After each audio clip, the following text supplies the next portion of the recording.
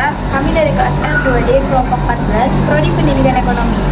Kami akan menjelaskan beberapa materi. Materi yang pertama adalah manfaat dan dampak IPA dan teknologi terhadap kehidupan manusia.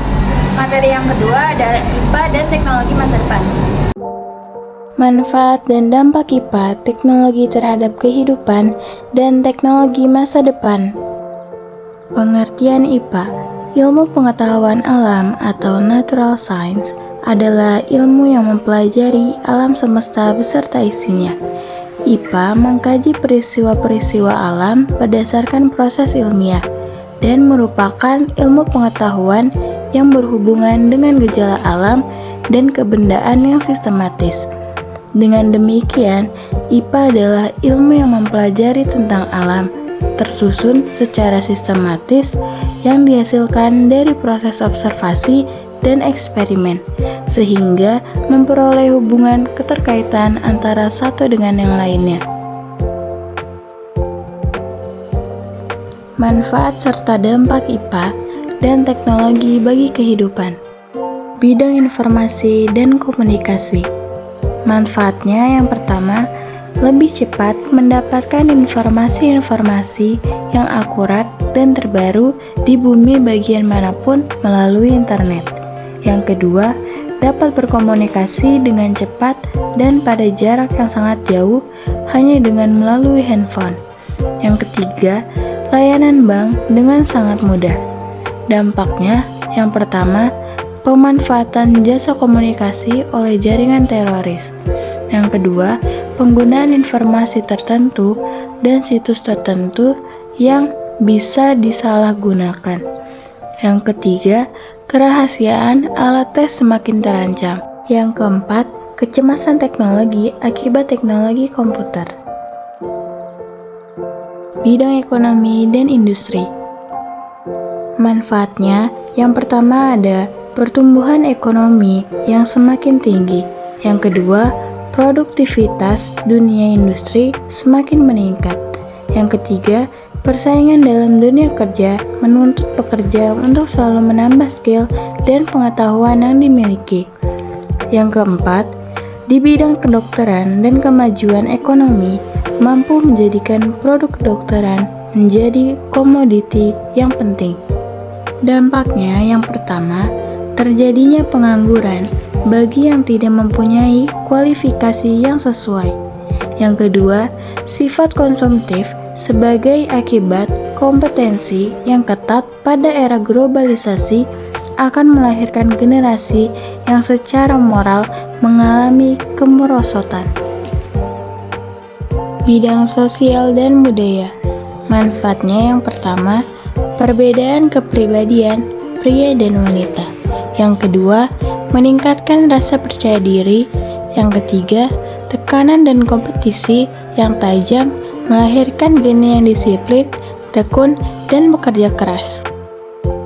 Dampaknya yang pertama ada kemerosotan moral di kalangan masyarakat, terutama remaja dan pelajar. Yang kedua, kenakalan dan tindakan penyimpangan di kalangan remaja meningkat. Yang ketiga, pola interaksi antara manusia yang berubah. Selanjutnya, ada bidang pendidikan.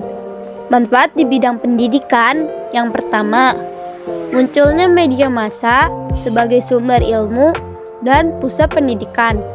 Yang kedua, munculnya metode-metode pembelajaran yang baru yang memudahkan siswa dan guru dalam proses pembelajaran. Yang terakhir ada sistem pembelajaran tidak harus tatap muka. Adapun juga dampak pendidikan yang pertama ialah kerahasiaan alat tes semakin terancam, program tes inteligensi.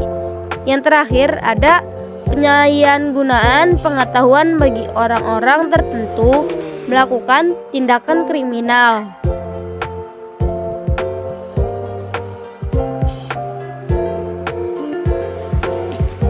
Selanjutnya di bidang politik. Manfaat di bidang politik yang pertama ialah timbulnya kelas menengah baru. Yang kedua, proses regenerasi kepemimpinan. Yang terakhir, Di bidang politik internasional juga terdapat kecenderungan tumbuh regionalisme. Adapun juga dampak di bidang politik. Yang pertama, penggunaan persenjataan canggih untuk menyerang pihak lain demi kekuasaan dan kekayaan.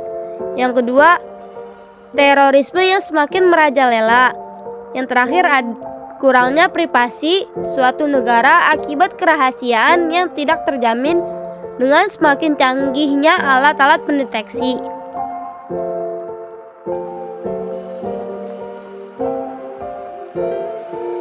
Selanjutnya, di bidang penyediaan pangan, sandang, dan papan.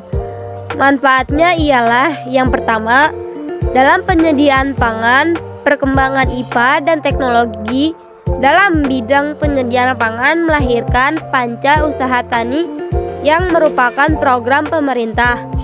Yang kedua, penyediaan sandang. Setelah adanya kemajuan IPA dan teknologi, telah dikembangkan jenis-jenis serat seperti nilon, rayon, tetoron, dakron, dan lain-lain.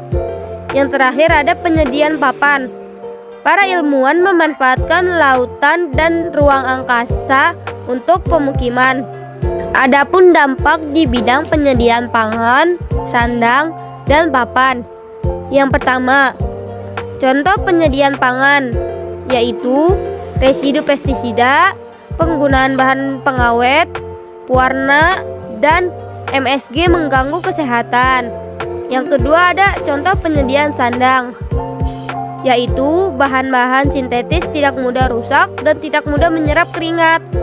Yang terakhir, contoh penyediaan papan, yaitu penggunaan lahan pertanian, penyerapan air berkurang, dan menyebabkan banjir.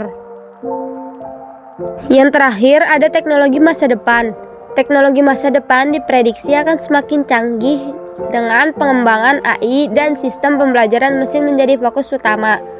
Menciptakan algoritma yang lebih cerdas dan adaptif, kemajuan dalam genetika memungkinkan pengobatan yang disesuaikan dengan DNA individu, memungkinkan penanganan penyakit secara lebih personal. Rencana ekspedisi ke planet lain, penelitian tentang kehidupan di luar bumi, dan pengembangan teknologi untuk kolonisasi luar angkasa terus dilakukan.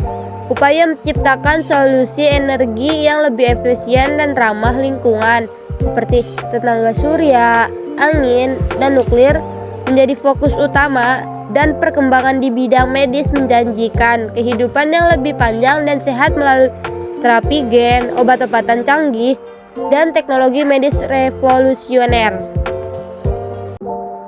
Di sini kami akan memberikan satu video tentang contoh teknologi yang sedang tren di kalangan pendidikan. Teknologi yang sedang tren saat ini adalah AI atau Artificial Intelligence.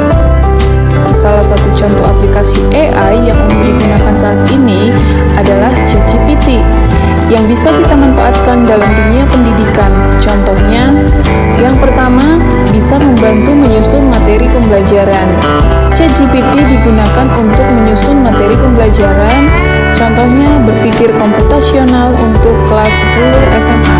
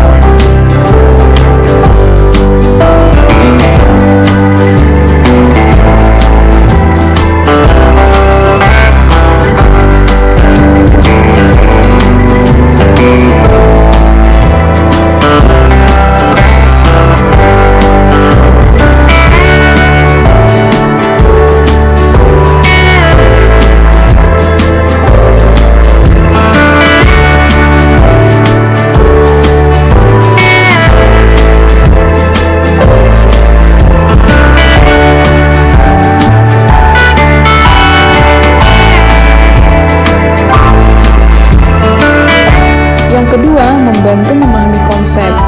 ChatGPT digunakan untuk menjelaskan konsep hukum Kirchhoff dengan bahasa natural yang mudah dimengerti.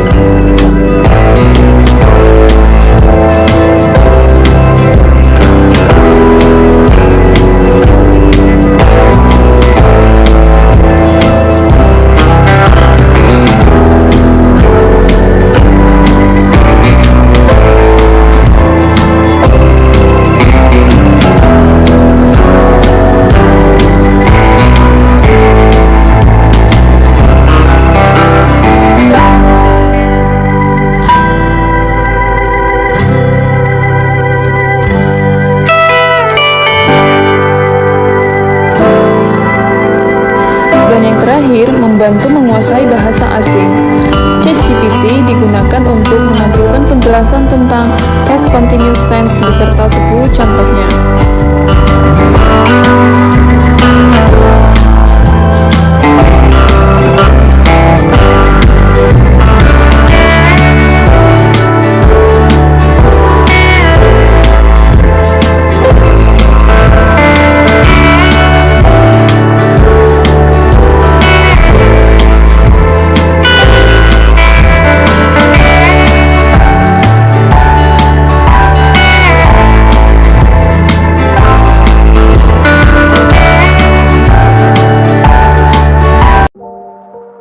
Di sini kami akan memberikan video terakhir dari contoh manfaat dan dampak teknologi dalam kehidupan.